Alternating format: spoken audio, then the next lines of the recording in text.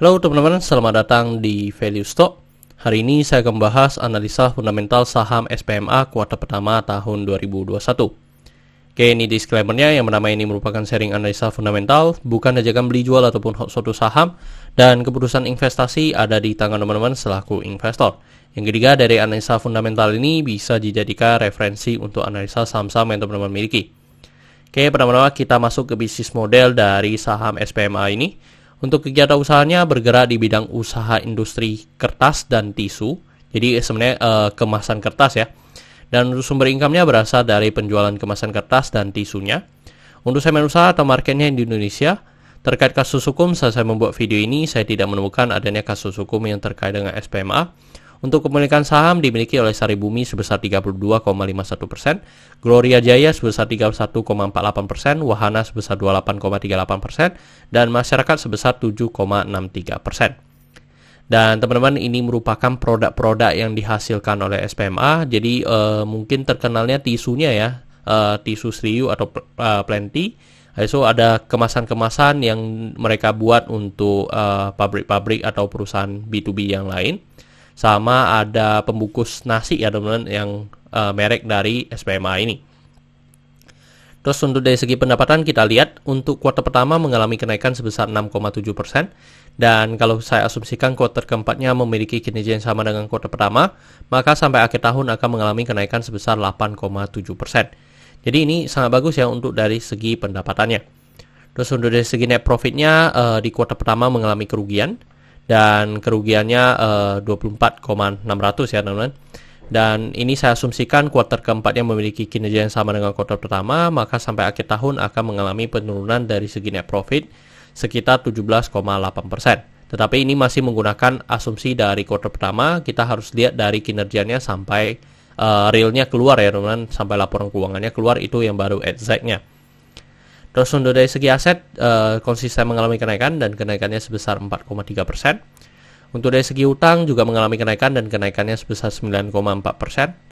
Untuk dari segi modal konsisten mengalami kenaikan juga dan kenaikannya sebesar 1,7%. Dan di sini merupakan summary laporan keuangannya dari 2014 sampai 2021.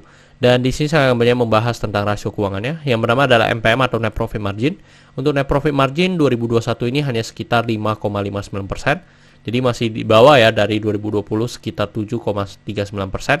Dan teman-teman kita lihat secara histori untuk NPM ini memang selalu di bawah 10%. Jadi memang margin untuk SPMA ini memang kecil ya teman-teman untuk dari segmen bisnisnya.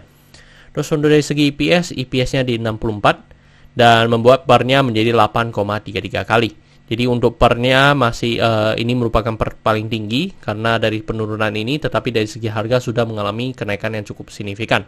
Jadi untuk PER-nya di angka 8, dan kalau kita lihat secara histori memang rata-rata PER-nya itu masih di bawah 8 terus. Terus untuk dari segi book value sekarang di 734 dan membuat PBV-nya di 0,72 kali.